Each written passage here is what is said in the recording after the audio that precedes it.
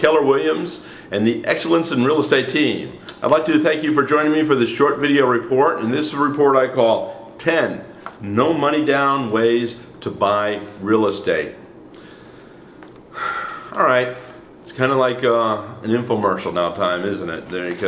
But don't worry, I'm not selling tapes, I'm not selling books, I'm not selling a hotline where you can call me 24/7 and ask me dumb questions. That's not what this is about. You can call me. My number is posted with this video. Please feel free to call me.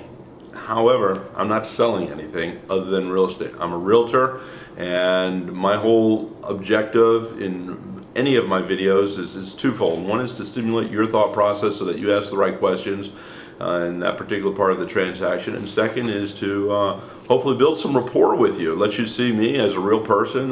This is not scripted. This is real. I have some notes in my hand here, and I will refer to it. You'll see me reading it now and then. But this is me talking to you, me sharing some of my knowledge that I've gained in real estate that I can share with you as a consumer, and something that you may or may not want to consider.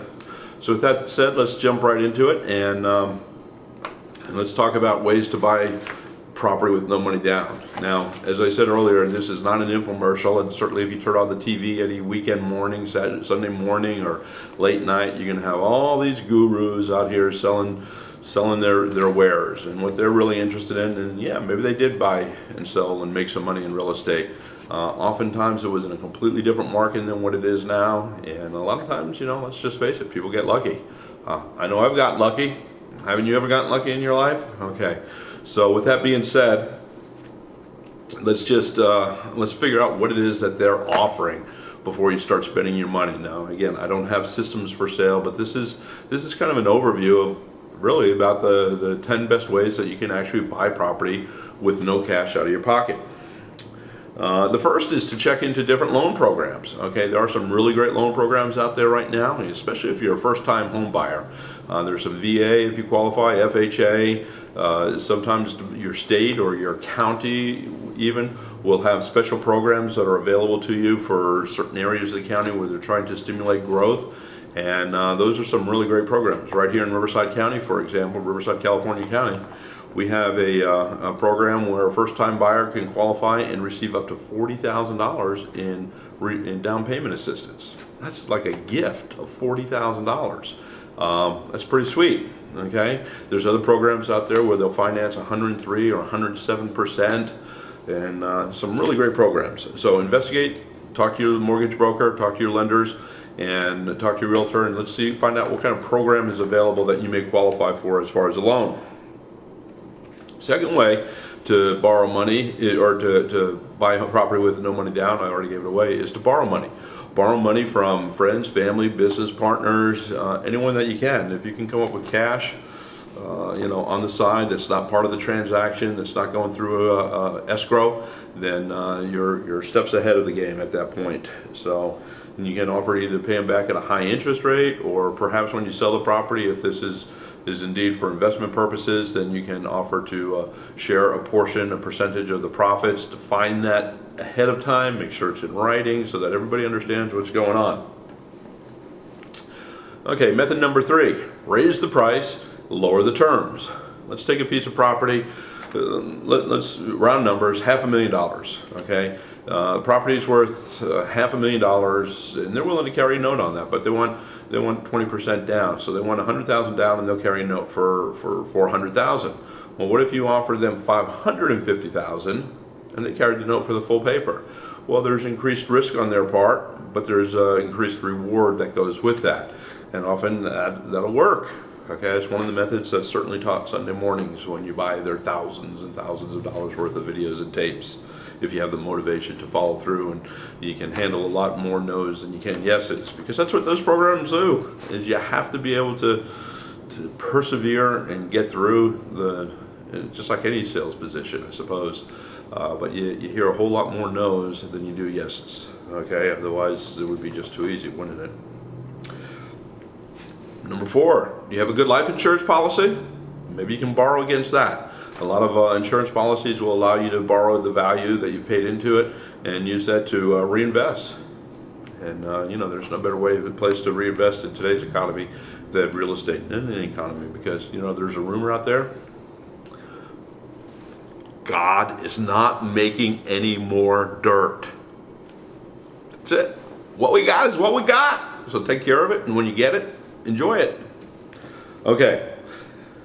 Number 5, use other property as collateral. Maybe you have, you own some other property, investment property, maybe it has cash flow, maybe it's just a vacant land, whatever it is. You have other property, perhaps you can put a note on that and give the seller of your new property a note on to your other existing property. Give them an equity position in that.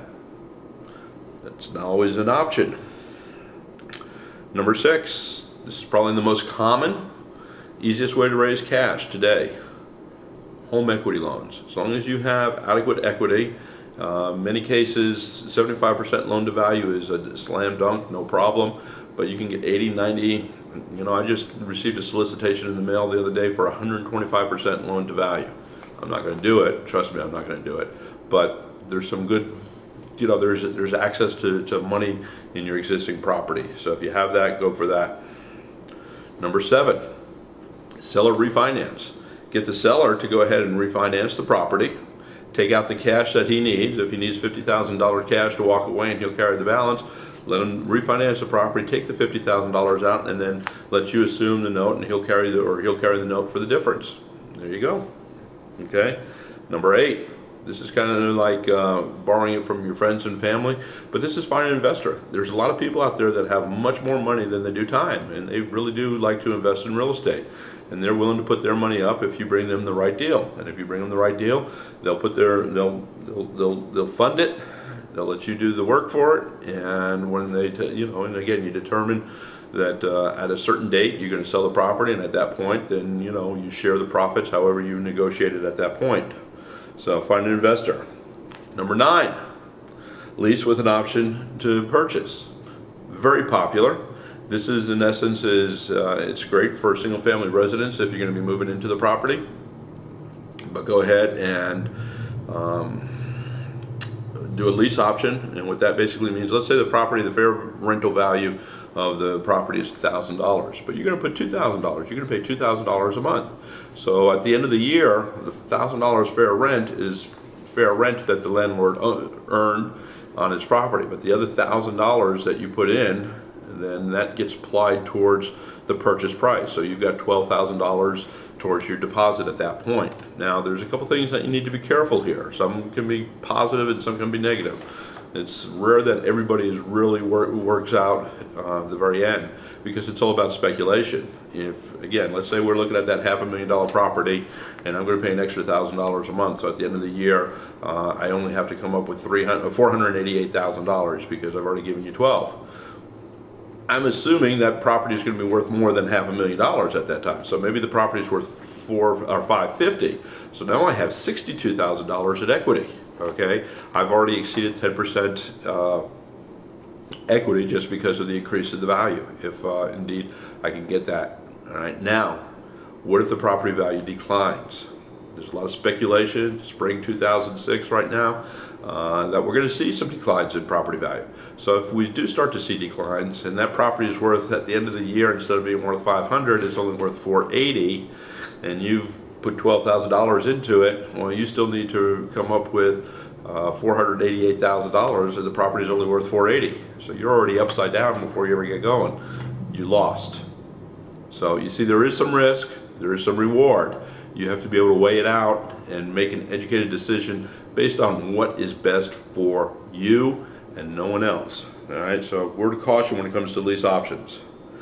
The 10th method that is often talked about in the classes or the courses is to give them something you need. Let's say you've got a Porsche, you drive up and you take it out on the weekends, and it's your little baby, it's a 1980 Targa Porsche or something like that, and it's just a really cream puff vehicle, and you're absolutely in love with it, and maybe it's worth $40,000, $50,000. The seller sees it and he starts drooling all over the place, and maybe you can use that Porsche as a down payment. And when you do something like this, you're going to get your top value for that car. If you were to put the car on, let's say the car is worth between $40,000 and $50,000. Well, it'd be pretty easy to negotiate that the value of the car is worth $50,000 to be used as a down payment on the property. you try to sell it, you've got costs involved in marketing, you've got, negotiations going back and forth. You may only get the 40,000, 42,005 or 44,000, whatever the case may be. You probably won't get top retail dollar, unless if it's a really exotic and, well, you know what I'm saying. So anyway, consider selling something that you have. If there's something that the buyer, rather the seller wants that you've got, flaunt it. Okay, get them excited about it. All right, so these are 10 different methods, and this isn't intended, as I said earlier, to be complete instructional on how to do all of this. This is just to stimulate your thought process, and if any of these seem appealing to you, if it's something that you're willing to put time in, the programs that are out there, there's some really good ones. They'll teach you a lot, but you have to have the persistence to really do the job and the willpower to study and absorb and really move forward. And the truth is, and you know this very well, most of the people that buy that stuff, they never get past opening the first book and reading maybe the first chapter or two. It sits on the shelf. All right, well, with that being said, this is John Occhi with the Excellence in Real Estate team. Really hoping that this helps you. So depending on where you want to buy your property, if it's anywhere in Southern California and you like what you've heard from me, you've seen some of my other videos perhaps, and what I say makes sense, give me a call, okay? And if I don't work with you personally, I do have a network of realtors, the Excellence in Real Estate team, that's scattered throughout Southern California, and I'd be more than happy to have a like-minded individual get in contact and see if we can find exactly what it is that you're looking for and the terms and everything else. All right, until next time, this is John Occhi with the Excellence in Real Estate team, wishing you and yours all the very best. Make every day a great day, because every day is just so precious. All right, God bless to you and yours. Bye.